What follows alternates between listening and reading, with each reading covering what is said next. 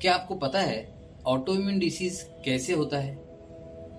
जब हमारे शरीर का इम्यून सिस्टम अपने ही शरीर के हेल्दी ऑर्गन्स, सेल्स और टिश्यूज पे कंफ्यूज होकर अटैक करता है, उसे डैमेज करता है और डिस्ट्रॉय करता है, तब इसे कहा जाता है ऑटो इम्यून डिसीज।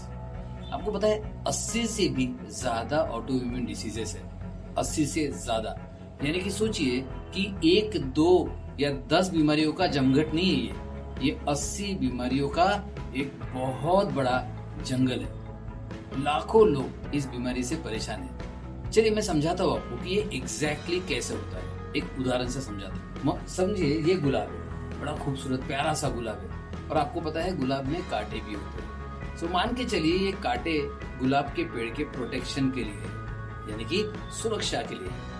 किसी कारणवश ये कांटे बड़े होने लगे और इतने बड़े हो जाए कि इस गुलाब की पंखुड़ी को ही प्रिक करने लगे, डैमेज करने लगे, तो इस गुलाब के फूल को कोई नहीं बचा सकता। ठीक वैसे ही अगर अपना इम्यून सिस्टम कंफ्यूज हो जाए और नॉर्मल सेल्स को अटैक करे तो उन सेल्स को बचाना मुश्किल है। तो चलिए साइंटिफिकली समझते हैं ये एग्जैक्टली कैसे होता है। हमारे इम्यून सिस्टम का काम है हमें बाहरी जो बैक्टीरिया से, वायरस है, फॉरेन बॉडी है, इन चीजों से हमें बचाना।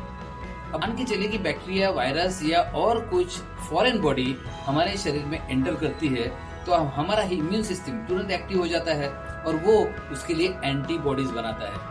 ये फॉरेन बॉडीज में, बैक्टीरिया, वायरस में एंटीजन होता है, हमारा इम्यून सिस्टम एंटीबॉडी बनाता है। अब ये एंटीबॉडी का काम है ये जो सारे वायरसेस, बैक्टीरिया और जो भी हमारे लिए हार्मफुल चीजें हैं इनको समाप्त करना। अब सोचिए ये एंटीबॉडीज कंफ्यूज हो गई और इन्हें डिफरेंशिएट नहीं करते आ रहा है कि नॉर्मल टिश्यू क्या है, बैक्टीरिया, वायरस क्या है।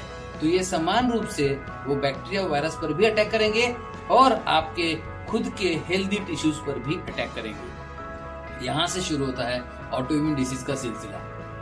आमतौर पर देखा जाए तो muscles, bones, blood, then connective tissues, इन चीजों पर ऑटो इम्यून डिसीज का सबसे ज्यादा असर होता है। अगर आप देखेंगे कि ऑटो इम्यून डिसीज की लिस्ट में तो सबसे ज्यादा मिलेगा आपको आर्थराइटिस यानी कि joint problems, connective tissue disorder, multiple sclerosis, then psoriasis, ऐसी बीमारियां मिलेंगी जिसमें हमारे शरीर का डैमेज बहुत क्लियरली दिखाई पड़ेगा। अब साइंटिफिकली इसके कारण की अगर जांच करें तो आज तक साइंस को ये नहीं पता कि ऐसा क्यों होता है। कुछ साइंटिस्ट कहते हैं कि बैक्टीरिया और वायरस का जो एंटीजन है और हमारे सेल्स का, कुछ जैसे हार्ट के सेल्स का एंटीजन और बैक्टीरिया का एंटीजन सेम रहा जैसे स्ट्रेप्टोकोकस में होता है, तो इसे कहते हैं rheumatic fever and rheumatic arthritis. तो अगर एंटीजन सेम या सिमिलर है तो एंटीबॉडी हार्ट पर भी अटैक करती है, वॉल पर, साथ में उस बैक्टीरिया पर भी अटैक करती है। बैक्टीरिया कुछ दिन में चला जाता है लेकिन एंटीबॉडीज रहती है और वो उस हार्ट के वॉल पर निरंतर, लगातार, कंटिन्यूस अटैक करती रहती है और उस वॉल को परमानेंटली डैमेज कर देती है। तो अब मेडिकल साइंस को तो इसका कारण पता नहीं, तो कारण नहीं पता तो फिर निवारण नहीं पता चलेगा। इसलिए आप देखेंगे इलाज के रूप में ज्यादातर इम्यूनो सप्रेसेंट्स दिए जाते हैं, यानी कि ऐसी दवाइयां जो इम्यूनिटी को दबा के रखे। सबसे पहले आपको पता ही होगा स्टीरॉइड्स। स्टीरॉइड्स ये मेनस्टे है, यानी कि मुख्य औजार है ऑटो इम्यून डिसीज के अगेंस्ट फाइट करने का। इसके अलावा और भी इम्यूनो सप्रेसिव एजेंट्स है जैसे मिथोट्रेक्सेट है और बहुत सारी दवाइयां है, लेकिन सभी का काम एक है, इम्यूनिटी को दबाना। अब यहाँ पर सबसे बड़ी गड़बड़, देखिए इम्यूनिटी हमारी अपनी आर्मी है, हमारे प्रोटेक्शन के लिए इसी को दबा के रखेंगे तो हम कितने दिन सेफ रहेंगे। सो यहीं पर गड़बड़ हो जाती है ऑटो इम्यून डिसीज के इलाज में। हम इम्यूनो सप्रेशन करते रहेंगे तब तक लक्षणों से फ्री रहेंगे या लक्षण कम रहेंगे, थोड़ा बहुत रिलीफ रहेगा, लेकिन ज्यादा दिन तक ये दवाइयां नहीं ली जा सकती क्योंकि इसके बहुत ही डेंजरस साइड इफेक्ट्स होते हैं। तो अब ये बात ऐसे बनी, कहते हैं ना कि कुछ चीजें होती है ना उगलते बनता है ना निगलते बनता है, ये दवाइयां भी ऐसी है, ना ले सकते हैं ना छोड़ सकते हैं।